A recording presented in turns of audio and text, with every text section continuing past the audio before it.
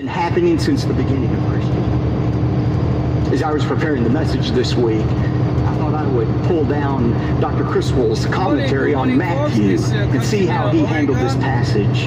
Dr. Criswell made a great point when he said, from the beginning of the faith, believers and unbelievers have lived right alongside one another. Even in Jesus' circle of the 12, there was a tare. His name was Judas. He appeared to be a believer. He lived right alongside those disciples for 3 years, but he was a phony Christian. Among the 500 who saw the resurrected Lord, among them were some tares, some who doubted. Right alongside Paul, the greatest missionary who ever lived, there was a Demas, the man who forsook Paul because he loved the things of this world more than he loved the Lord. You look at the great creeds of the other early church, those great confessions of faith, you realize all of them were reactions against some heresy that had been begun by unbelievers in the early church. Since the beginning of the faith, we have seen believers and unbelievers side by side. That's what he's talking about here. Verse 39, the enemy who sowed the unbelievers is the devil. Satan is the enemy. Just like the enemy came into a land that was not his own, and he planted these false wheat, these tares.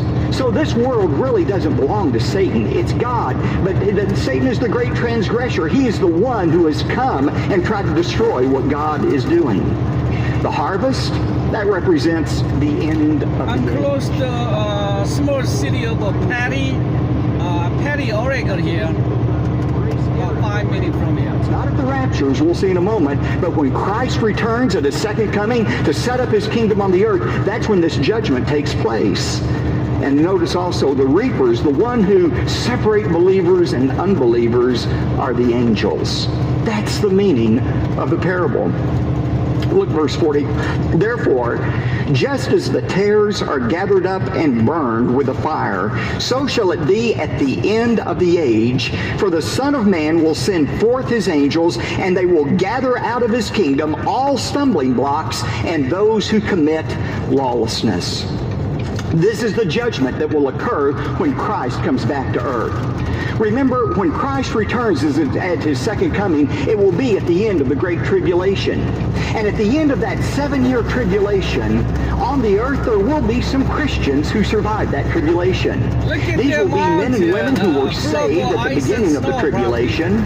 They persevered in their faith. They weren't martyred. They are alive when Christ returns. There are also unbelievers who will be alive at the end of the second coming. People who weren't destroyed by the plagues that God sent upon the earth. So when Christ comes back to earth to establish his kingdom, there has to be a judgment. Only true believers can enter into the kingdom of God here on earth. So this is when this great judgment is going to take place. Now I want you to hold your place here and turn over to Matthew chapter 24. Another reference to this judgment. I want to show you one of the most misinterpreted passages by Christians in all of the New Testament related to the second coming. It's in Matthew 24, beginning with verse 36. Christ has just detailed, beginning in verse 29, his coming to earth, his second coming, his visible return. Now notice in verse 36 what he says. But of that day and hour no one knows, not even the